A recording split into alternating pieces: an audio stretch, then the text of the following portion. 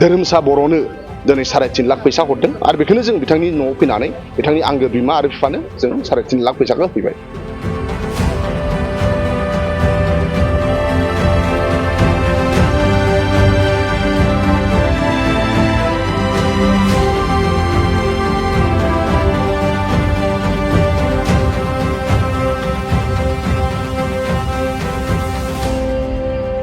BPF दोलोनि जानानै BPF दोलोनिनो आफादगिरि आरो बिटिसिनि चिफ मानाव गेदेर हाग्रामा महिलारि सारा जों लाइमोन बिपिएफ टिम मोनसेया धोरोमसा बर'आ कर्नाटकायाव NIT फरायगासिनो दङ।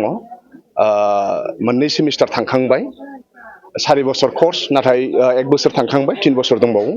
दा धोरोमसा बर'नि आंगो बिमा आरो आंगो बिफानो बिटिसिनि चिफ बिपिएफ राजखान्थि दोलोनिनो आफादगिरि मानगोनां हाग्रामा महिलारि सारा 3 लाख थाखा हरदों आरो बे 3.5 लाख फैसाखौ जोङो धोरोमसा बर'नि आंगो बिमानि आखायाव होबाय आरो जों आसा खालामो धोरोमसा बर'आ जेरै गोरिब न'खराव जोनोम मोननानै गोजौ सोलोंथाइ लागासिनो दङ, बिथांनि सोलोंथाइ लानाया मोजां कमप्लिट जालांजोबथों।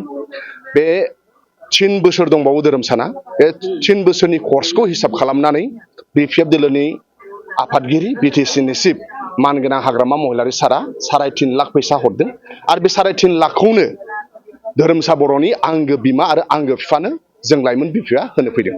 गासैबो बिटिसिनि चिफ आरो बिपिएफ दोलोनि राजखान्थि दोलोनि आफादगिरि हाग्रामा सारा बुंबाय जे गोबां जोंहा बिपिएफ दोलोनि माखासे दैदेनगिरिफोर दङ जायनाखि रांखान्थियाव एसे मोजां, दा बिथांमोनहा बिपिएफ दोलोनो ज' होनानै आरो दा दिनै बिपिएफ दोलोआ बेबादिनो गोरिब न'खरनिफ्राय जाय गोजौ सोलोंथाइयाव सिट मोनदों बिथांमोननो सहाय खालामगासिनो दङ।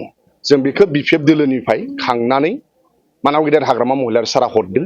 दा ओंखायनो मानाव गेदेर हाग्रामा महिलारि सारा धोरोमसा बर'नो दिनै 3.5 लाख फैसा हरदों आरो बेखौनो जों बिथांनि न'आव फैनानै बिथांनि आंगो बिमा आरो बिफानो जों 3.5 लाख फैसाखौ होफैबाय।